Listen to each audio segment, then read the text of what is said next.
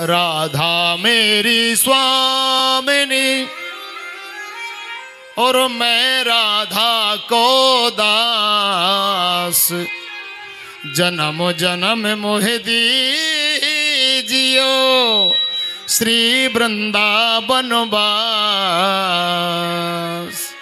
हे राधा रानी, अगर मुझे कहीं जन्म दो तो मुझे वृंदावन में देना। सुखदेव परीक्षित से कहते हैं, कीड़ा बनाओ तो वृंदावन का बनाना, पशु बनाना तो वृंदावन का बनाना, भिखारी भी बनाओ तो मुझे वृंदावन का बनाना है। कहते हैं सुखदेव राजन कि मोरहू बनाओ तो बनाओ नाथ वृंदावन को, क्योंकि नाच नाच कूक कूक तुमको रिझाऊंगा।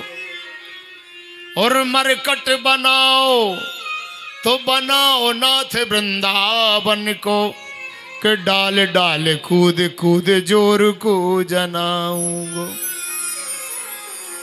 अतिथि बनाओ तो बनाओ नाथ वृंदावन को, क्योंकि जहां नित भक्तों के टूक मांग खाऊंगा।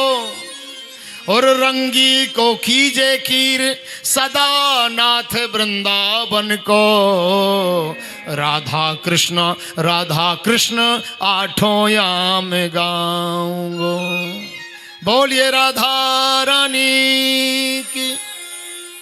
सुखदेव जी महाराज कहते हैं वृंदावन की महिमा तो बड़ी अपरंपार है। ब्रजवासी कहने लगे, कन्हैया तुम्हारे 7 कोस के गिरिराज हम कैसे स्नान कराएं, जमुना तो बहुत दूर है। एक चक्कर सबने लगाया तो किसी की कमर दुख रही है, किसी की गर्दन दुख रही है, किसी का कुछ दुख रहा है। बोले लाला तेरे अभी भगवान का नख भी गीला नहीं हुआ, हम 7 कोस के गिरिराज को कैसे स्नान कराएं। भगवान को बड़ी दया आ गई।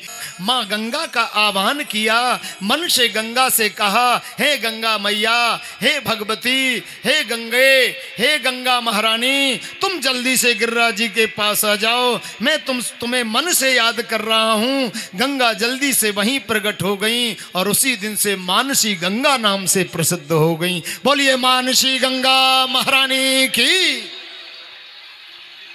मानसी गंगा का अर्थ यही है कि भगवान ने उस गंगा को मन से प्रकट किया था।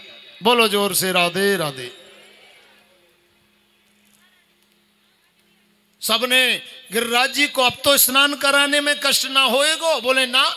सबने खूब स्नान कराया, भोग लगाया, सब कुछ किया। एक ब्रजवासी मजाक करने लग गया। बोले लाला एक बात बता, तेरो मोह और तेरे भगवान को एक जैसा ही लग रहा हो, ये चक्कर का है।